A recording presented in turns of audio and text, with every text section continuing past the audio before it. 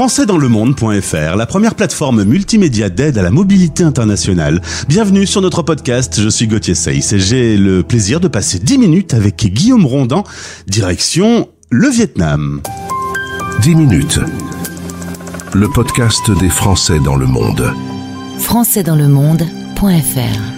On part à 14h en avion depuis Paris pour arriver jusqu'à Ho Chi Minh. Nous voilà au Vietnam avec le rédacteur en chef, le petit journal. Il s'appelle Guillaume Rondan. Bonjour Guillaume. Salut Gauthier, un plaisir de discuter avec toi aujourd'hui sur le Vietnam. Je suis très content de faire le tour du monde des rédactions pour découvrir aujourd'hui ce pays émergent qui t'a passionné au point que dans une petite balade en Asie, tu as fini par y poser tes valises, ce qui était plutôt bon signe. Si tu veux bien, on commence par le début. Tu es originaire de Toulouse, tu fais tes études en France et d'ailleurs tu vas réaliser un premier stage assez passionnant avec un coup de cœur, si les informations sont bonnes, à Hong Kong quand tu es tout jeune. Voilà, à 23 ans, en fin d'école d'ingénieur, je pars sur Hong Kong, donc première expérience de l'Asie.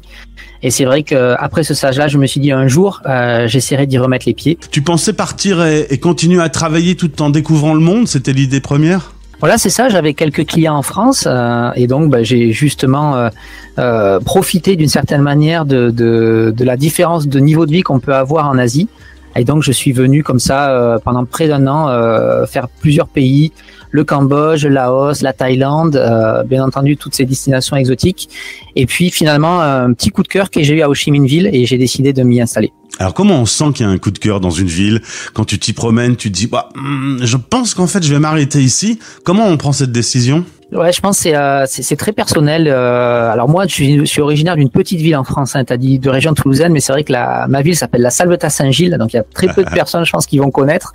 Et c'est vrai que d'arriver dans une mégalopole de près de 10 millions d'habitants, c'est différent. T'as énormément de choses à faire, que ça soit d'un point de vue lifestyle, donc tu peux typiquement se trouver n'importe quoi à faire à n'importe quelle heure de la journée ou de la nuit.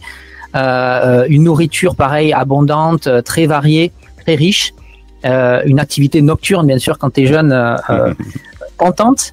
Et ensuite, quand même, ce qui m'a fait m'y installer, c'était aussi pour moi j'avais trouvé que c'était une activité qui avait une ville qui avait une certaine vie, avec aussi potentiellement des opportunités et puis des choses à développer sur place. Et c'est ça qui m'a fait, d'une certaine manière, comme tu l'as très bien dit, y poser mes valises. Alors tu as dit, on peut trouver un petit marchand de nouilles délicieuses à 1 euro, mais aussi aller sur un rooftop hyper moderne qui domine la ville. Il y a une variété, une pluralité, et puis des opportunités professionnelles aussi. J'ai dit pays émergent. On sent qu'aujourd'hui, le Vietnam est en plein développement économique. Voilà, c'est ça. Je pense que là, depuis l'après-Covid, le Vietnam, d'une certaine manière, renaît de ses cendres. C'est vrai que la période Covid a été assez compliquée pour le pays. Le pays a littéralement fermé ses frontières pendant 2 ans. Donc, on imagine une activité un petit peu qui se déroule sur l'activité domestique, quoi. Donc, le marché domestique. Et puis là, depuis le Covid, on reconnaît un Vietnam qui bouge, qui vibre, avec une scène notamment, beaucoup de gens qui viennent pour entreprendre, beaucoup de sociétés qui se créent, et puis un pays qui, année après année, de toute façon, s'ouvre sur le monde avec pas mal d'opportunités pour soit des entrepreneurs ou soit des personnes qui souhaitent venir pour y travailler. D'ailleurs, le gouvernement a assoupli les visas depuis le Covid pour refaire venir du touriste ou du chef d'entreprise. Alors c'est ça, le visa a été après Covid d'une période d'1 mois, donc c'est vrai que c'était un petit peu court, il fallait venir 1 mois et sortir des frontières. Et là, pour des Français, on peut y séjourner pendant 3 mois. Et ensuite, il suffit de faire un petit saut de puce en Thaïlande ou au Cambodge et puis avoir à nouveau 3 mois supplémentaires. Et puis pour les personnes qui souhaitent s'y installer sur la durée, en général, quand on trouve un emploi, on a derrière ce qu'on appelle le work permit, donc le contrat de travail qui donne droit à des cartes de résident. Donc voilà, c'est quelque chose que les expatriés en général ont et ça permet de rester plusieurs années sur le sol vietnamien. Mais Guillaume, tu m'as quand même dit que attention aux lourdeurs administratives dans le pays, chaque démarche est un petit peu compliquée.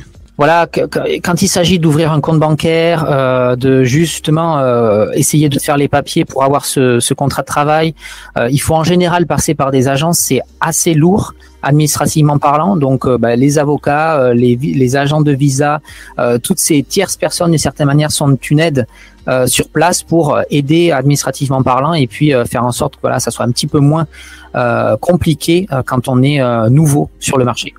Alors tu as aussi signalé que quand on est français au Vietnam, faut pas forcément rester toujours entre français et entre expats. Faut s'ouvrir un peu. Toi, par exemple, t'allais pas mal dans des réseaux, dans des soirées de coworking avec des entrepreneurs, des freelances, se mélanger avec la population locale. Voilà, il faut s'impliquer dans la vie vietnamienne.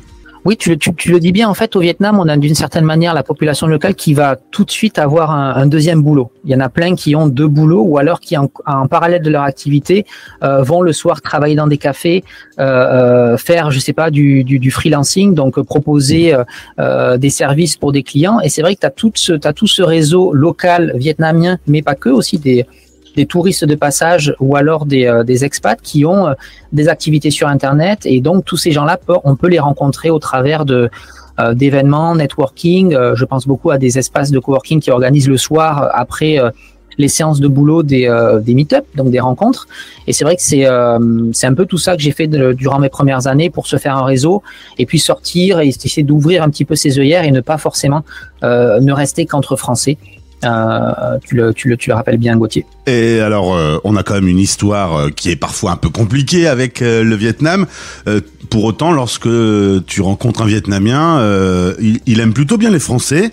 Notre image est plutôt bonne aujourd'hui, hein. Tu te prends pas le café brûlant en pleine tête. Exactement.